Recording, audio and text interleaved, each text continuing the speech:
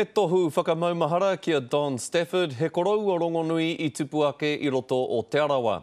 Koera te whakaaro matihere o te iwi mo te taiwhanga e whakatūria ana, hei kāinga mō ngā taonga maha a Te Arawa, kei roto I ngā whare pupuri taonga o te motu. Pērā I te papa, I te whanganui ātara, me te pāinga hira I tāmaki makaurau, tai atu rā hoki ki ngā whare pupuri taonga o te whānau o te kuini o Ingarangi. The first thing they'll see will be a beautiful pattern carpet with kowhaiwhai patterns leading up to Pukaki, the great Ngāti Whakaue taonga. Ahakoa he Pākehā a Don Stafford, engari nā tōna māia me tōna kaha, ki te rārangi I ngā kōrero hitore o Te Arawa whānui, te take I ingoa hi ai tēnei wāhanga o te whare taonga o Rotorua ki Aia.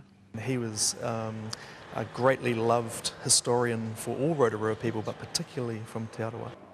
E waru atu ngā taiwhanga whakaatu ka hangaia ki roto o tēnei wāhanga hau, hei huarewa mātaki. It's called Ngā Pūmanawa o Te Arawa and tells the story of Te Arawa from Hawaii right through to the present day. So it's quite an ambitious undertaking, but it's going to be beautiful. Ki tēnei kokonga o taua whare ka tū te whakaaturanga o ngā mōrehu o Kamupene Pi o te rua te kaumāwaru. There's only one veteran left that we worked with, that's Arthur Midwood.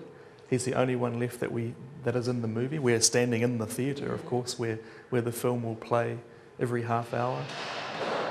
A te marama o aku hata e tū mai nei, ka tuwhera hia ai ngā whakaaturanga o ngā taona a Te Arawa ki roto o tēnei whare.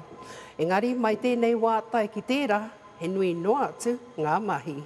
We didn't want to go overboard and ask for the world because we knew we wouldn't get it. So we were very careful that we only asked for taonga that are really significant to Te Arawa and that would enhance the story that we're trying to tell.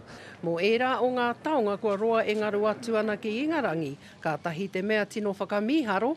So they've been sitting in the British Museum since 1901, never been on display, and we've got them on loan for 5 years, which is fantastic. A te wā e ki te ai aua taonga. Ko Hinerangi Goodman, mō te kare.